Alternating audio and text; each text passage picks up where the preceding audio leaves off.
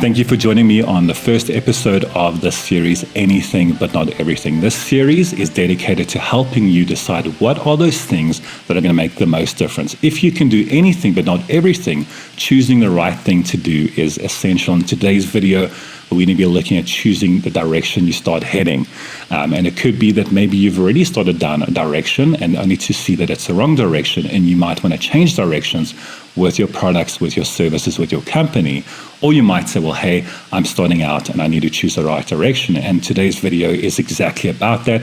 We're going to be looking at some stories around Steve Jobs and Sara, as well as sharing 3 practical tips to test your assumptions and to find that product market fit. Because if you have product market fit, the rest is a lot easier.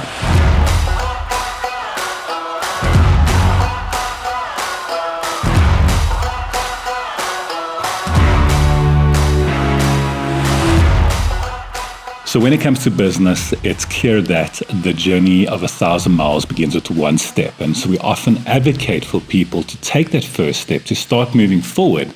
The only problem is if you're heading in the wrong direction, it's not going to be a journey of 1,000 miles. It's going to be a journey of 2,000 miles because you're going to have to turn around and backtrack. And so choosing the direction to start heading is such a crucial thing. Choosing which products and services you offer and how you offer that to your market is essential. And in my personal MBA by Josh Kaufman, he presents this in a very interesting way. He says often when people start a business or they get going or they want to launch a new product line, they ask themselves, can I do this? Can I create this product? Can I offer this service? And that's an important question, but there needs to be 3 other questions that come before that question. And so the first question is there a market? Do people need this product? Do people need this service? The second question is, do people know that they need it? Because to let people know that they need it, if they're not actively seeking for a solution to that problem, even though there's a need, you're going to struggle to find that product market fit. A lot of people will rephrase the second and the first question to say, is there an existing pain point? And the difference between pain killers versus vitamins is such an important question, and we'll explore that topic a bit more detail in a future video. But that's the second question is do people know that they need it? The third question is, are people willing to pay enough for the product or service to make it a viable business? And so before you start on that direction, before you start on this journey of 1,000 miles, it's important to choose your niche. And so it could be one of 2 scenarios, right? You could find yourself that you're wanting to start a business or maybe start a new product line or some kind of new project within your existing company. Or you might have an existing product and services that you're offering, but you're struggling to get traction within the market, and you've already got something running, but you're struggling to get traction, and you might want to consider it in pivoting. And so we're going to take a look at 2 stories today. The first one is Sara. She's the creator of Spanx, which is now a $1 billion company. And the way she started was very interesting. She decided to first prove and test the market before launching the company, and before launching and investing a lot amount of time and resources. And she first wanted to test her assumptions. Is there a market? And is that market interested in my product? And so she kind of found a scenario where she took her pantyhose, she cuts the legs off, and she created Spanx, which grew to huge success. And she went around testing this out, asking for women's opinions, creating prototypes, testing those prototypes out before even launching it. And what's interesting about her is she really bootstrapped her thing. She didn't just throw money at the problem. Often one of the worst things you can do is to get an investor until you've clarified, do you have product market fit, and throw money at the problem. And she really bootstrapped things and was able to create huge success by testing a market, by solving a problem, a pain point. And sometimes that's one of the best things you can do is to say, what are the pain points, what are the problems that I'm facing, and then go and test to make sure that there's other people that have those same problems, and then get them to answer those 4 questions. So yes, you might be able to do it, but the first question is there a need? Do people know that they have a need? And then the question is, are people willing to pay like a decent amount of money to then get there? The second story is one of my favorite stories. So some people might not know that Steve Jobs actually bought Pixar from Lucasfilm in 1986. And when he bought it, it was actually a computer company. And he was almost forced to pivot because he was kicked out of Apple.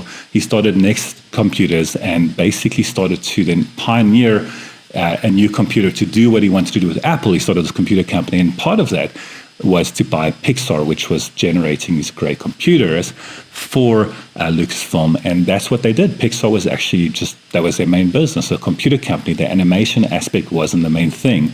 But as he started to go in a certain direction, he started to realize, well, hey, this is where I intended to go, but the market is telling me that there's an opportunity here. And he pivoted Pixar to become an animation studio, and they actually launched their first movie, which was Toy Story, a computer-generated movie, and it basically led that company to huge success. And he actually gave the founders some really great advice, to guys like Ed Catmull and them. He took some of his experience, and it kind of cultivated Steve Jobs to a point when he went back to Apple. It matured his thinking a lot, and to understand that pivoting is such an important thing.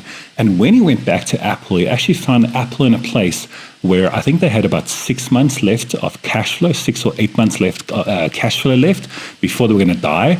They were this well-known company, but they just weren't getting traction. And part of the reason for that was because they were offering all kinds of products to all kinds of people.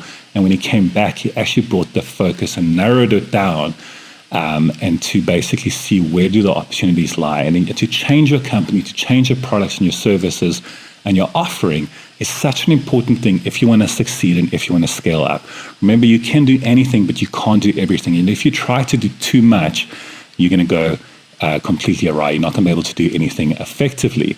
And so finding a focus is the key part of this series. And so here are 3 practical tips on how to better find your focus, whether you're starting a new company or starting a new product line, or you have an existing company, but you're struggling to find that product market fit, you're struggling to find traction in the market. Tip number 1 is to then solve your own problem. Like Sara Blakely, she went in and solved her own problem. What is a problem that you're experiencing, and how can you solve this?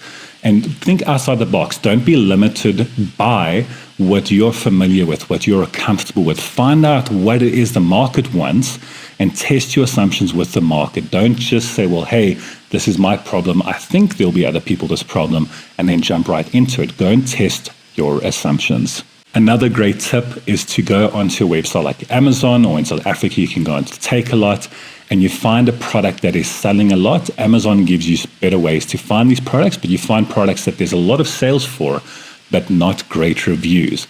And that's one of the best ways to find a niche market, is to find an underserved need in an existing market. Remember, the second question is, do people know that they need this? Don't try to create a product line in a completely new and novel way. Take something that already exists, like Spanx, where they took pantyhose and she just merely cut the feet off, and then make an adaptation where people say, I love pantyhose, but I don't always want to wear it. I want to have that shaping, but I don't want to always wear pantyhose. So what is the in-between? And so go online, look at products, or go find some services. You can use things like ChatGPT, but sometimes it's as simple as going to Amazon and looking for products that there's a lot of sales for, but not great reviews. And then go read those reviews, see what the people are saying they like about it, see what they're saying they don't like about it, and find that market. And there was actually a really good example of this by a company.